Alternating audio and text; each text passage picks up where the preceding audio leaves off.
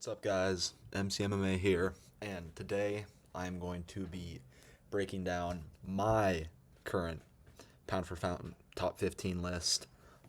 Just as a little preface, this is heavily resume based, and I'm going to be looking at fights within the past 5 years, with more of a heavy emphasis on fights in the last 2 or 3 years. Obviously, since that's a little more recent. All right, let's get into it. All right, first off, at the number 15 spot, I have got number 2 ranked middleweight, Nasruddin Imavov. I think this might be a little bit of a hot take. I haven't really seen him on most of the other pound for pound lists on YouTube, and I know he's not on the UFC one, but he's quietly built a pretty good resume in the past few years. He doesn't have many elite wins, but he's got a lot of depth. As you can see here, he's beat Kyle Bohayo, Israel Adesanya, Jared Cannonier, Brendan Allen, Roman Dolidze, and a lot of people forget about this one, but he did beat Joaquin Buckley in what I believe was Buckley's last fight at 185. And after seeing the success that Buckley has had at 170, that win uh, obviously holds a lot more weight to it now. And in this period, he's only got one loss, and it was on short notice to Sean Strickland, who came in 10 pounds heavier than him. And I mean, even aside from the fact that it was a short notice loss, Strickland is one of the best fighters in the division. So it's not a bad loss to have at all. And I just think because of the depth on his resume and his consistency in the past couple years, I think that he definitely deserves to be on the top 15. All right, next up at number 14, I've got former welterweight champion Bilal Canelo Hands Muhammad. There might be some of you thinking that I've got him a little low here, but when you look at his resume, he's got 2 elite wins. Obviously, the Leon Edwards win where he took the belt from him.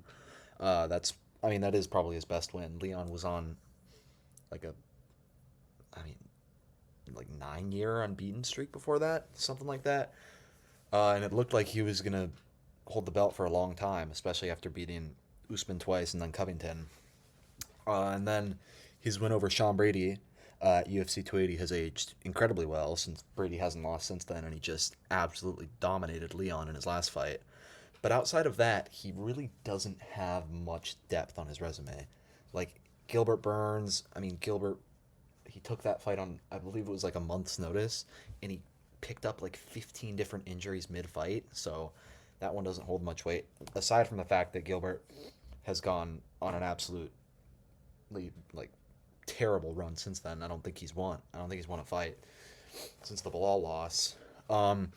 Vicente Luque, that's not a terrible win since that was probably Luque's peak, since that was when he was on a good win streak. But then after that, obviously he had that unfortunate injury against Jeff Neal, but he really hasn't been the same since. So you can't put too much weight into that one. And then Wonder Boy, similar.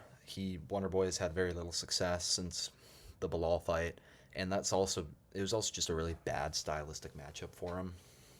And obviously he's only got the one loss to JDM at UFC 315, and if Bilal is able to beat Ian Gary at UFC Qatar in a month or so, he probably will move up the list, since I think pretty highly of Ian Gary, even though he's a cock and a super boring watch. But he's a very talented fighter. But for now, Bilal is going to be at the number 14 spot. All right, next up, another hot take. I have got Movsar Evloev at number 13. I know many of you are thinking, what the hell, what are you doing? Movsar's a pedophile. True. Movsar is boring. Somewhat true. Depends on the stylistic matchup. But if you look at his resume, he doesn't have much depth to it, but he has 3 elite wins in the featherweight division. Diego Lopez, Aljamain Sterling, and Arnold Allen are 3 elite wins. Those guys are all championship level, at least contenders, and Diego Lopez and Aljo are both championship level fighters, as we've seen with, Aljamain Sterling was the bantamweight champ for 3 years before he moved up, and Diego just had a competitive fight with Volk, and then just defeated Gene Silva, which is a super impressive win because I think Gene Silva is uh, absolutely elite.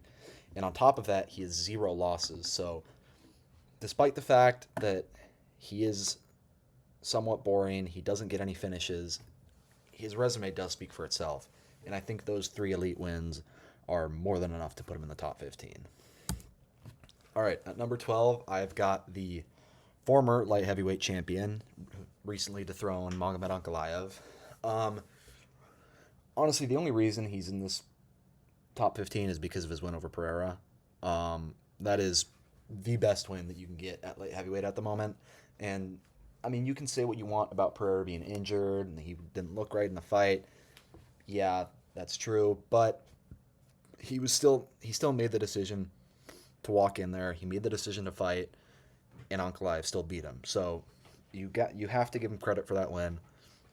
But outside of that Pereira win, he has basically 0 wins of note. I mean, Alexander Rakic hasn't won a fight since fucking 2020 or 2021. Thiago Santos was headed towards retirement at the point where Ankalaev beat him. I mean, Volkan Oezdemir is like a low-end top 10 fighter in the division. And then, I mean, he beat like Anthony Smith too. Like Anthony Smith, the only thing that people know him for is for inventing the fetal position. And I mean, Johnny Walker too. Like everybody beats Johnny Walker. But his win over Alex Pereira is absolutely elite. And for that reason, you have to have him in the top 15, I think. All right, at number 11, I've got the recently dethroned former middleweight champion, Dricus du Plessis. Dricus has quietly built probably one of the better resumes in middleweight history. I mean, he's got 2 wins over Sean Strickland, which, I mean, I know Strickland's been getting a lot of hate as of late, and a lot of it is very warranted, but he is a very difficult fighter to beat. So, and especially in the second fight, Dricus dismantled him on the feet, which is extremely hard to do given how good Strickland's striking defense is. He's got the win over Izzy. He's got the win over Robert Whittaker, which was, out of his wins, that was probably the most surprising, just because Dricus had been looking, he didn't look like much special because, I mean, he had the issues with his nose and how he couldn't really breathe during his fights. And on top of that, Whittaker had only lost to Izzy, I think, in the past, like, 10 years. I think he had only lost to Izzy at middleweight, like, in his entire middleweight career. So that was a super impressive win. And then on top of that, he's got solid win over Derek Brunson. I know Derek Brunson's kind of a meme, but he was in the top 5 when Dricus beat him. And he also beat Darren Till, which, I mean, isn't super impressive, but just another win. And his only loss is to, I mean, the absolute force that is Khamzat Chimaev. Yeah, he got absolutely dominated by Khamzat, but he did not get submitted. And outside of Kamaru Usman, nobody else can say, and Gilbert Burns too, but that was earlier in Khamzat's career, so I think it's a little less impressive. But not getting finished by Khamzat is somewhat of a moral victory in its own right. So Dricus, he's got a very impressive resume, only 1 loss, and that's why I've got him at the 11th spot. All right, kicking off the top 10, I have got the BMF champion, Max Holloway. Max has a very deep resume in the past 5 years or so. I think his strongest wins have both come at lightweight with the Poirier and Gaethje wins, especially the Gaethje win because, I mean, he absolutely dismantled him over 5 rounds before getting that insane last-second knockout at UFC 300. But he's also got a lot of good wins at featherweight. I mean, TKZ was pretty washed at that point, but still a solid win. Arnold Allen, very good win. Yair Rodriguez, good win.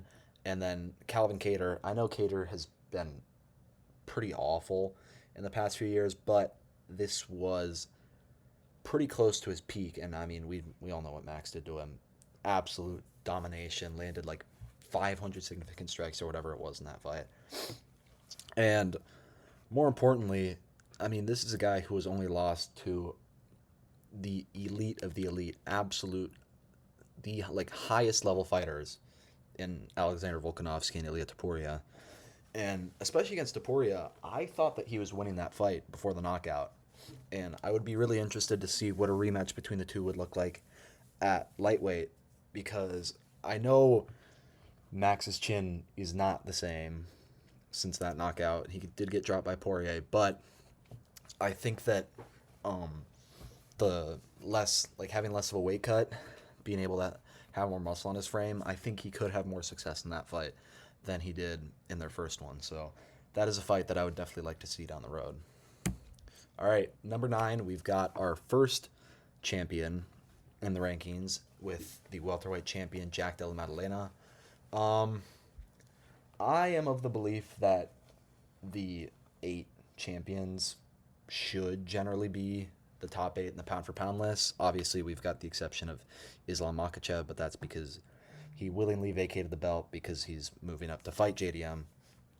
But out of the champs, JDM's got by far the weakest resume. I mean, he really only has one elite. He has one elite win, the Bilal Muhammad win, which is extremely impressive given the run that Bilal was on coming into that fight, and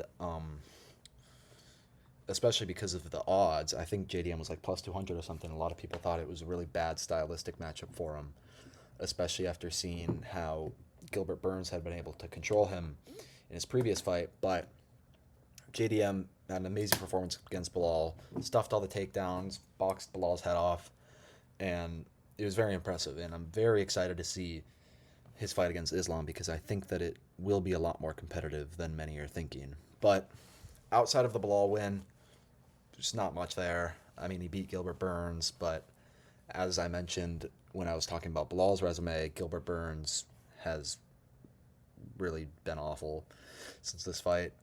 Kevin Holland, I mean, it's Kevin Holland. Like, it's nothing crazy. Randy Brown is probably his second best win, honestly, because, I mean, Randy Brown, super underrated fighter. He is, I know he technically lost to Brian Battle, but he got robbed in that fight. He should have won that. And so basically, since losing to JDM, he hasn't lost. Just knocked out Nicholas Dalby in jaw-dropping fashion at the Kansas City Fight Night earlier this year. And I think that he's fighting Gabriel Bonfim in a couple weeks at the Apex. I think he should pretty easily handle Bonfim, and then from there, he's probably going to get a top 10 opponent. So that's probably his second best win. But overall, JDM's really only got the one win over Bilal, and the rest of his resume is pretty weak. All right, on to the number 8 spot. We have got the heavyweight champion, Tom Aspinall, who scared John Jones off into retirement. Aspinall, his resume is honestly about as good as it can get at heavyweight. The only like top level wins that he's missing are Cyril Gane and Jailton Almeida, and I think that he will be fighting both of those. I mean, he is booked to fight Cyril Gane at UFC 321 in a couple weeks, and I think that Almeida will be getting to the belt very soon, so he's going to get a chance to pick up those 2 wins. But, I mean, we've seen what he's done to the opponents that the UFC puts in front of him. I mean, just first-round knockout after first-round knockout. It's absolutely incredible. I mean, the Sergey Pavlovich win, I think that is probably his best win because Sergey was on he was on his own run of crazy first round knockouts coming into that one. Looked like absolute boogeyman of the division, and Aspinall steps in on short notice and puts him out in like a minute. And then on top of that, he's got the Curtis Blades win. Did the same thing to Blades, knocked him out in like a minute. Volkov, he beat by submission, which was extremely impressive because Volkov's got some of the best grappling abilities in the heavyweight division. Knocked out Marcin Tybura in his return from the ACL tear, and also beat Sergey Spivak, who has been a mainstay in the top 10 for the past few years. And, I mean, he does technically have the one loss to Curtis Blades, but I have the asterisks on it because, as we know, Tom Aspinall blew his knee out, so it's not really a loss, even though it technically on his record, it counts as a loss, but I did not really factor that into his position in these rankings because it wasn't his fault. There was nothing he really could have done about it. All right, on to the next. I have got the legend and current featherweight champion Alexander Volkanovski at the 7th spot. If we were talking like full career resumes, Volk would be at or close to the top of this list. But since we are only considering the past 5 years or so, his resume does get a decent amount weaker, and he's obviously suffered a few losses in these recent years. He still has the trilogy fight against Holloway, which is his best win over Holloway since he dismantled him, 50-45'd him. He's also got his most recent win when he won the belt back against Diego Lopez. That win is aging very well, given the performance we just saw of Lopez against Gene Silva at the UFC Noche fight night. He's also got the win over Brian Ortega, which, I mean, I know Ortega he's fallen off a little bit in the past few years, but at that point, that was a very impressive win. Ortega's only loss when he had fought Volk was to Max Holloway. So that's a good win. Beat Yair too, and the Korean Zombie. The main reason that Volk is at the 7th spot, despite these good wins, is because he has lost 3 times in the past few years. And that is a lot of losses for a fighter to be in the top 10 pound for pound. He's got the 2 losses to Islam. I mean, obviously the second fight, can't factor that one in as much since he did come off the couch, took that on short notice, and he was clearly out of shape and not in the right headspace in that fight. But their first loss, or the first fight against Islam, was extremely competitive, but I do believe that he lost that fight. And then, obviously, he got knocked out by Ilia Topuria at UFC 298 when Topuria took the belt. But overall, Volk still has a very strong resume, and that's why I have him at the 7th spot. All right, next up, we have Alexandre Pantoja, the flyweight champion, at number 6. Now, some of you may be saying that this is too low for Pantoja, and I honestly kind of agree, but I just don't think that there's any way to put him higher than this. And that's mostly because he just can't get the caliber of wins that he needs to get to move up in this list at the flyweight division, just because there aren't those extremely elite fighters in the division right now. But in terms of the fighters who are there, he's basically beat every single one that he can. I mean, he has 3 wins over Moreno in his career, but only 1 in the past 5 years. So he's got the Moreno win, he's got Royval, Manel Cap, Kai Kara France, Steve Urseg, Alex Perez, Kaya Sakura. He has done everything he can to get put as high on the pound for pound list as possible, but there just aren't the level of talent at flyweight just isn't quite the same as some of these other divisions. And for that reason, I think number 6 is the right spot for him. But if he continues to stack up wins, he's defending his belt against Joshua Van at UFC 323, last pay-per-view of the year. That was recently announced. So if he continues to stack up wins, because I know he said he does not have much interest in moving up to bantamweight and potentially making a super fight with bantamweight champion Merab Dvalishvili. So if he keeps stacking up wins at flyweight, he could move up a little bit. But it's unfortunate for him, but there's really just not much he can do because the level of talent at flyweight isn't quite the same as some of the other divisions in the UFC. But anyways, first fighter in the top 5, I have got the newly crowned middleweight champion Khamzat Chimaev at the 5 spot. The only reason that Khamzat isn't higher is because of his extreme inactivity. I think that he is probably the most dominant fighter that the UFC has ever seen.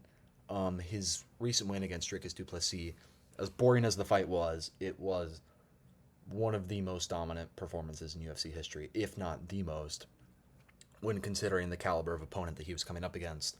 Coming into that fight, Dricus was undefeated in the UFC. I mean, as we mentioned earlier, he has wins over Strickland, Izzy, Whitaker, the elite of the middleweight division, and Khamzat came in and just absolutely shut him down. Dricus had got nothing going that entire fight. And even though Khamzat was prioritizing just maintaining position over really attempting to finish the fight, it was still an extremely dominant performance. And he's also got that submission win over Robert Whitaker. I mean, just mauled him on the ground and submitted him in round one. And nobody else has ever done that to Whitaker. And coming into that fight, Whitaker was known to have some of the best takedown defense and grappling defense in middleweight history, and Hamzat just absolutely ran through him. Kamaru Usman, that was a very close fight, arguably a draw, but it was on short notice, and Usman is one of the best grapplers in UFC history, so you can cut Hamzat some slack for that one. Kevin Holland, same thing, ran through him in like 2 minutes. Gilbert Burns, I think this is a very interesting fight when we're going to look back on Hamzat's resume towards the end of his career, and we're going to be like, how did Gilbert Burns take him to a decision? But I think Gilbert was at welterweight like the perfect stylistic nightmare for Hamzat Chimaev because of his super high level jiu-jitsu and his willingness to kind of stand and trade and be tough. So I know that one kind of looks interesting for maybe some of the newer fans who've only seen Gilbert in the past few years getting beat by everybody at welterweight, and they're going to be like, how the hell did he take Hamzat to a decision and take a round off of him? But Prime Gilbert was a stylistic nightmare for Hamzat Chimaev. And on top of all that, he has 0 losses. So Hamzat is at the 5 spot, and if he keeps doing what he's been doing, he's going to move up even higher on this list. All right, at number 4, I have got the newly crowned light heavyweight champion, Alex Pereira. Alex is probably one of the more interesting fighters on this list because since he came into MMA so recently, his entire career has been in the past 5 years. So all of his wins are eligible for this list, and I mean his resume is ridiculous. I mean Magomed Ankalaev, who outside of that fluke submission loss to Paul Craig, nobody else has beat at light heavyweight.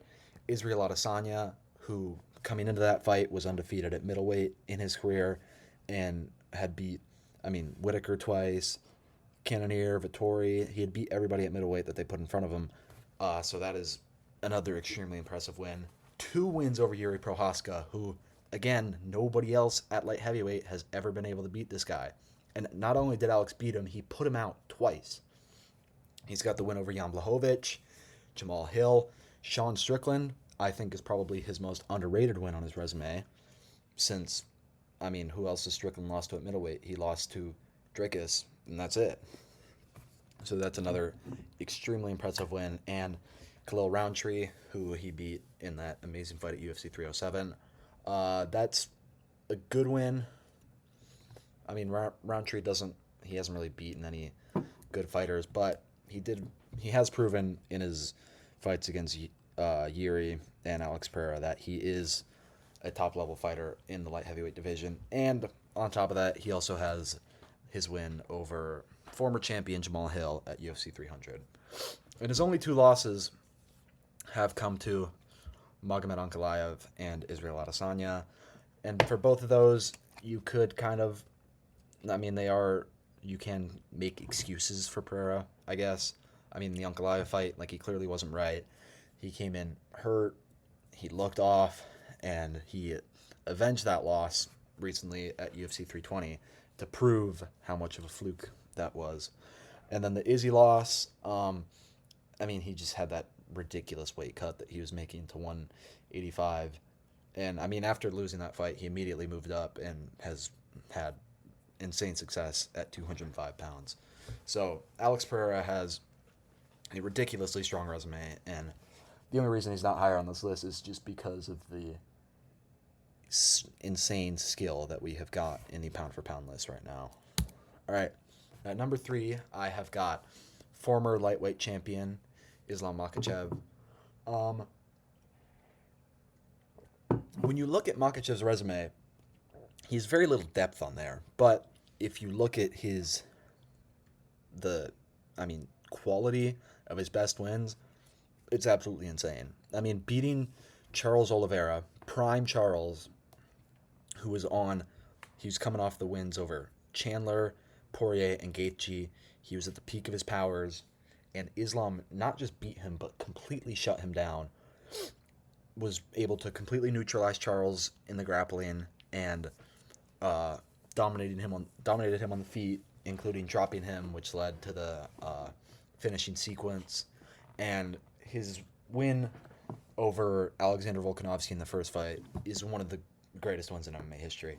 Um, Coming into that fight, Volk was undefeated in the UFC. He was coming off his domination over Max Holloway.